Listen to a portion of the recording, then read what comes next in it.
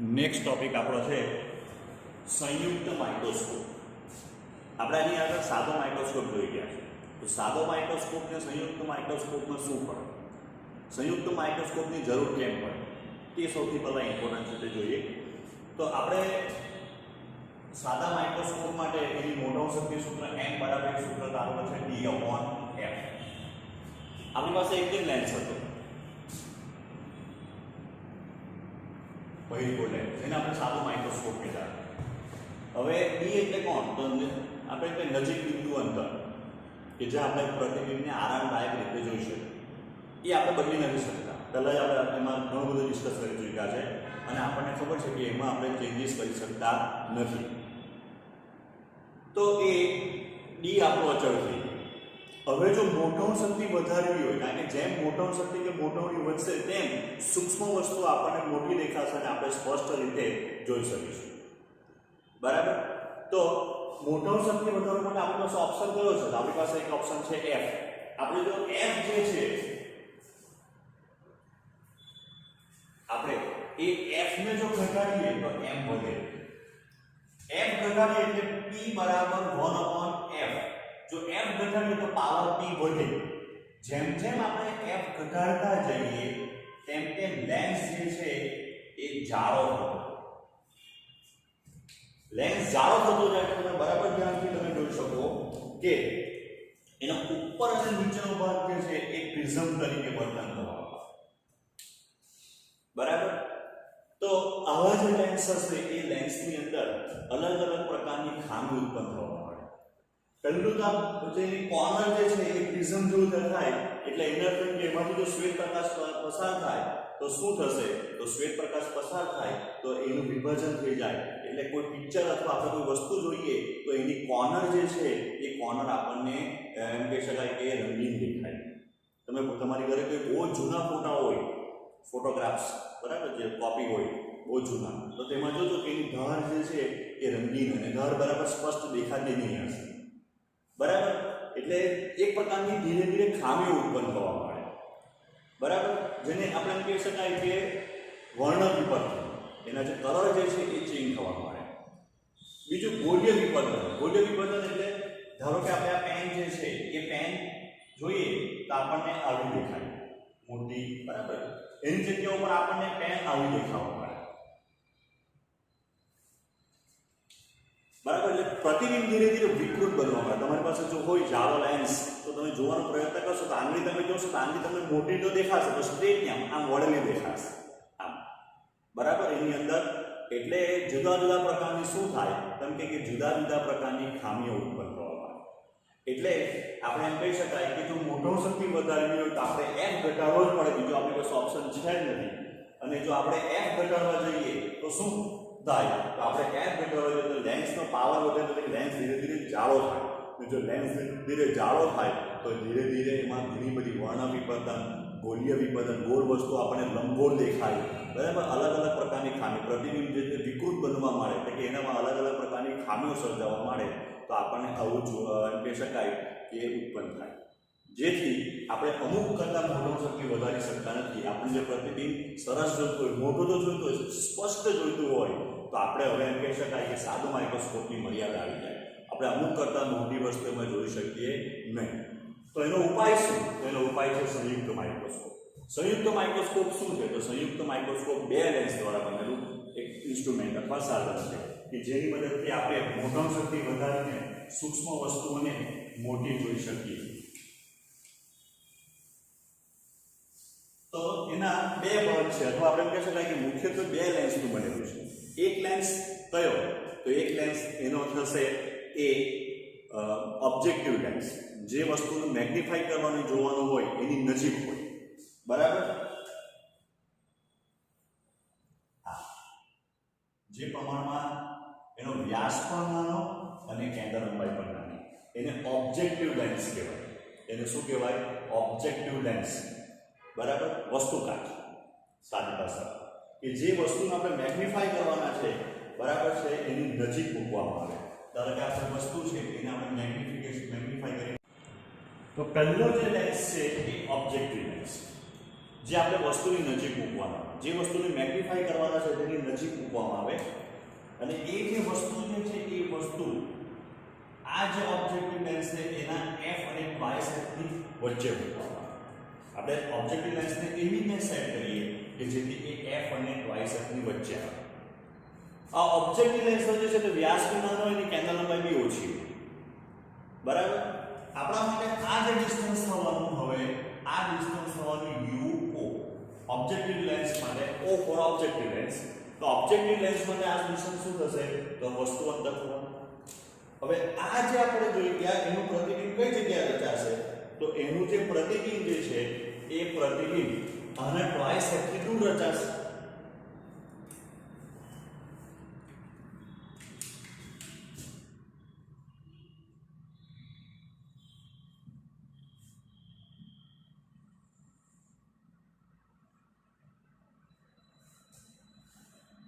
અહીંયા બંને કિરણ જે છે તે ભેગા થાય એટલે આ જગ્યા ઉપર આનું પ્રતિબિંબ રચાય.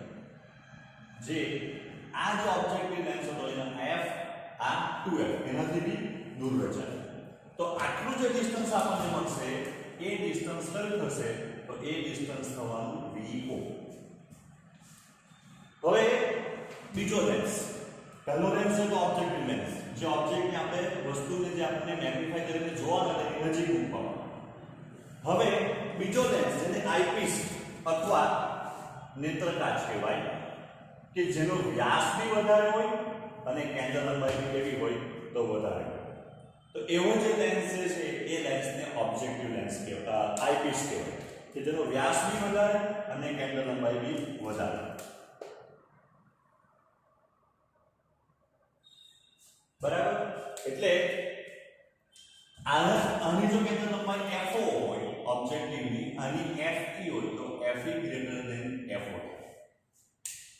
હવે આ બીજા પહેલાનું જે પ્રતિબિંબ જે છે એ બીજા ઓબ્જેક્ટિવ લેન્સ માટે વસ્તુ બનશે અને બીજો આપણો જે લેન્સ છે આઈપીસ એ એક્ઝેક્ટ સાદું માઇક્રોસ્કોપ તરીકે જ વર્તે. સાદા માઇક્રોસ્કોપમાં આપણે જોઈ ગયા છે કે આ રીતનું આપણે દોરતા હતા આકૃતિ આમ. બરાબર છે. અહીંયા આકૃતિ અથવા પ્રતિબિંબ નીચે રચાવાનું છે. એટલે કે હવે આપણે એડજસ્ટમેન્ટ કરીને એવી જગ્યાએ પ્રતિબિંબ રચાય જે કઈ જગ્યા પર હોય તો નિયર પોઈન્ટ ડિસ્ટન્સ ઉપર હોય. એટલે બીજો જે આપણો આઈપીસ જે છે એ આઈપીસ કયા તરીકે વર્તે? તો આઈપીસ જે છે એ માત્ર અને માત્ર એ સાદા માઇક્રોસ્કોપ તરીકે જ વર્તે. જે રીતના સાદા માઇક્રોસ્કોપની અંદર શું હતું? કેમ કે પ્રતિબિંબ રચાતું હતું તો એ જ પ્રમાણે આની અંદર શું થશે? તો પ્રતિબિંબ રચાશે. એટલે ફાઇનલ પ્રતિબિંબ જે છે એ ફાઇનલ પ્રતિબિંબ આપણું અહીંયા રચાય.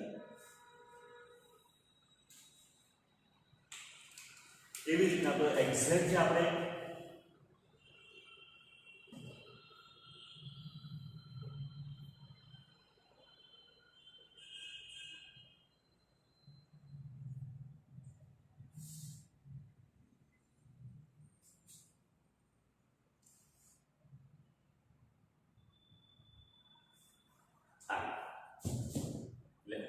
આ જગ્યા ઉપર અભિમાન. બરાબર. એટલે આપણા માટે આ જે ડિસ્ટન્સ જે છે આ ડિસ્ટન્સ આટલું એ બની જવાનું UE ઓબ્જેક્ટિવ લેન્સ માટેનું વસ્તુ. અને આ જે ફાઇનલ પ્રતિબિંબ જે રચાયું એ ફાઇનલ પ્રતિબિંબ જે છે એ ફાઇનલ પ્રતિબિંબ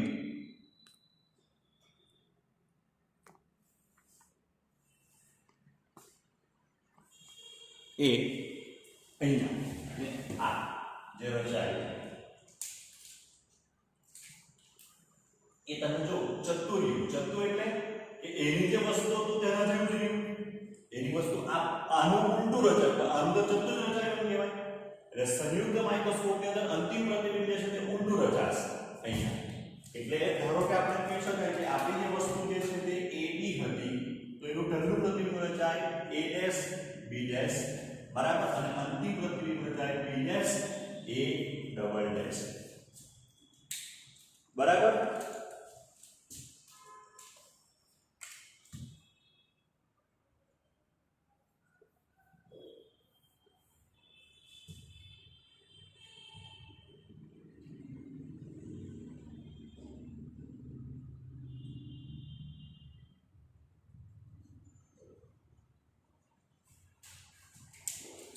હવે ધીરે ધીરે આપણે એનું મેગ્નિફાઇંગ પાવર આપણે શું કરવાના છે તો વ્યાખ્યાયિત કરવાના છે.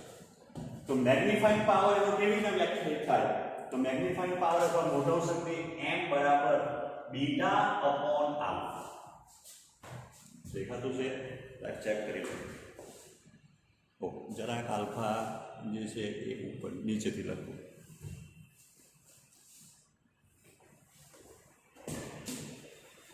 એ છે m બરાબર બીટા અપોન આલ્ફા. તો હવે ગુજરાતીમાં જો આપણે કન્વર્ટ કરીએ તો બીટા એટલે કોણ તો બીટા એટલે અંતિમ પ્રતિબિંબે આંખ સાથે બનાવેલો ખૂણો બીટા. જે કયો કે જ્યારે અંતિમ પ્રતિબિંબ જે છે એ નિયર પોઈન્ટ ડિસ્ટન્સ d પર રચાય. અંતિમ પ્રતિબિંબ જે છે એ નિયર પોઈન્ટ ડિસ્ટન્સ d પર જ્યારે રચાય ત્યારે એને આંખ સાથે બનાવેલો ખૂણો જે થઈ ગયો બીટા. હવે આલ્ફા કોણ તો આલ્ફા એટલે વસ્તુ જે છે આપણી આ વસ્તુ એને જો આપણે નિયર પોઈન્ટ ડિસ્ટન્સ પર મૂકવામાં આવે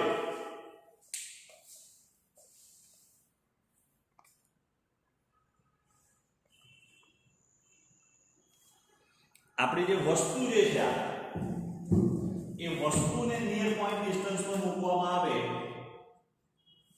વસ્તુની ઊંચાઈ ધારો કે h આની ઊંચાઈ h ડેશ આની ઊંચાઈ h ડબલ ડેશ. તો અહીંયા જે આ મૂકવામાં આવે ત્યારે એને આંખ સાથે બનાવેલો જે ખૂણો હોય અહીંયા ત્યારે કે જ્યારે આંખ અને વસ્તુનું વજન અંતર d જેટલું હોય તો ત્યારે જે ખૂણો બનાવે એ ખૂણાને કહેવાય આલ્ફા. એટલે બીટા માટે આપણે શું લખી શકીએ તો બીટા માટે આપણે શું લખી શકાય તો બીટા એ s ડેશ ના છેદમાં u લખી શકાય. એક આપણે d ના ફોર્મમાં બી લખાય કે આખું જે છે અહીંયાથી અહીંયા સુધીનું બરાબર. તો એના માટે આપણે s ડેશ ના છેદમાં ue લખીએ. બીટા બરાબર s ડેશ ના છેદમાં ue.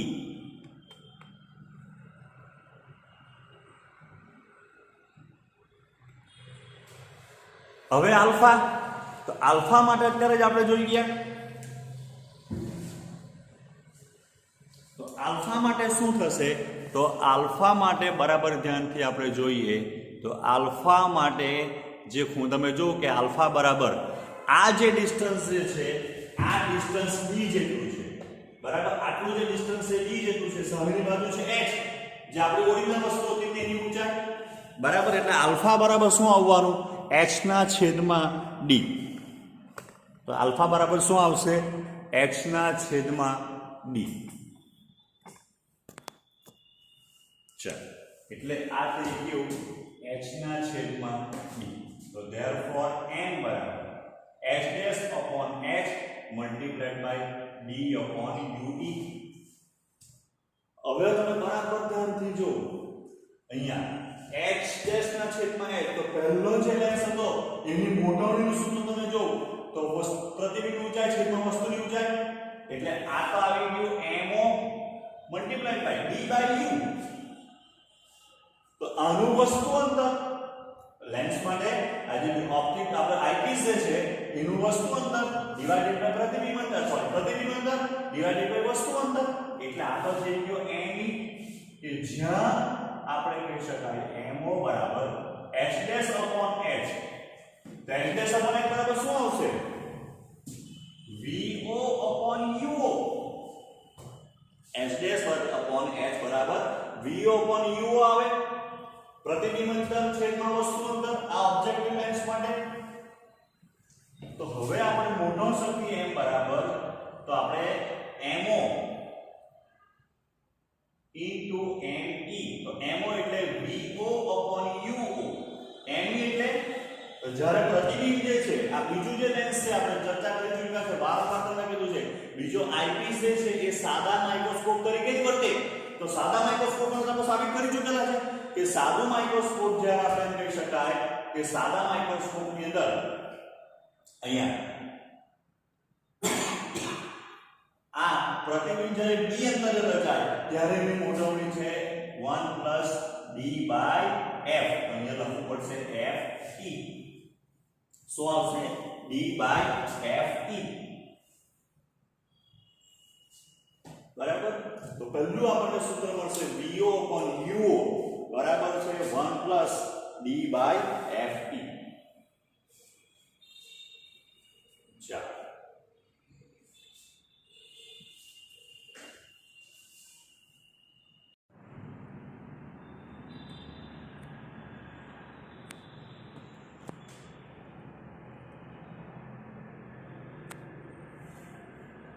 જો હવે આ જે સૂત્ર જે છે અત્યારે આપણે તારાયું એ સૂત્રને થોડું આપણે મોડિફાઈ કરવાનું છે. પહેલું, જો આપણે વસ્તુ જે છે એ અહીંયા મુખ્ય કેન્દ્રને f ની વચ્ચે મૂકીએ પણ બને એટલું નજીક મૂકવાનો પ્રયત્ન જો કરીએ અથવા વાસ્તવિક પર વિચાર કરીએ તો જ્યારે આપણે એમ કહી શકાય કે આ બે વચ્ચે એટલું બધું ઓછું અંતર હોય કે તમારું જે UO જે છે ઇઝ ઇક્વલ્સ ટુ FO થઈ જાય, નિયરલી ઇક્વલ્સ ટુ. કારણ કે આપણે વસ્તુને જે છે અને મુખ્ય કેન્દ્રની નજીક મૂકીએ પણ જો સંજ્ઞા પદ્ધતિ વાપરવામાં આવે તો સંજ્ઞા પદ્ધતિ પ્રમાણે આ માઈનસ FO થશે. સંજ્ઞા પદ્ધતિ કેમ? કારણ કે આપાત કિરણની વિરુદ્ધ દિશામાં આ ડિસ્ટન્સ આપણે માપતા છે એટલે આ માઈનસ FO થવાનું. બરાબર? બીજું, જો બે લેન્સ વચ્ચેનું અંતરનો વિચાર કરવામાં આવે ધારો કે L તો બે લેન્સ વચ્ચેનું અંતર કેટલું થાય? કારણ કે VO plus UE. પણ જો આ પ્રતિબિંબ જે છે આ A' B' આ લેન્સની બહુ નજીક રચાતો હોય એટલે કે જો આપણે F ની નજીક કરીએ તો આ દૂર જતું હશે. બરાબર? તો આનાથી દૂર જાય આની નજીક આવે દૂર જ્યારે જાય ત્યારે VE જે છે તે નાનો થઈ જાય. એટલે જો VE નાનો હોય તો L નિયરલી ઇક્વલ્સ ટુ થઈ જાય VO. તો ધેરફોર હવે આપણને અંતિમ સૂત્ર જે મળશે m બરાબર VO ની જગ્યા ઉપર L ને U ની જગ્યા ઉપર minus FO 1 d by FE. કયું ધ્યાન કે જ્યારે અંતિમ પ્રતિબિંબ d અંતરે રચાય. જો અંતિમ પ્રતિબિંબ d અંતરે રચાય તો માનો કે સંયુક્ત માઇક્રોસ્કોપ જે છે એ સંયુક્ત માઇક્રોસ્કોપનું સૂત્ર m બરાબર L upon minus FO 1 d by FE થાય.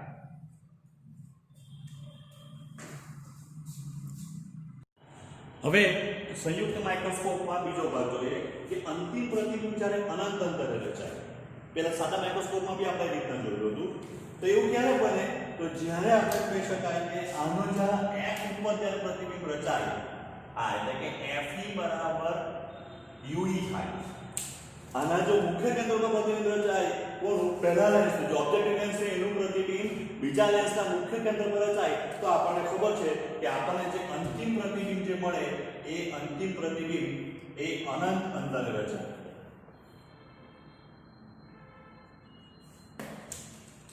કેવી રીતના? તો આપણે એ સાદા માઇક્રોસ્કોપમાં બી જોઈ ગયા છે.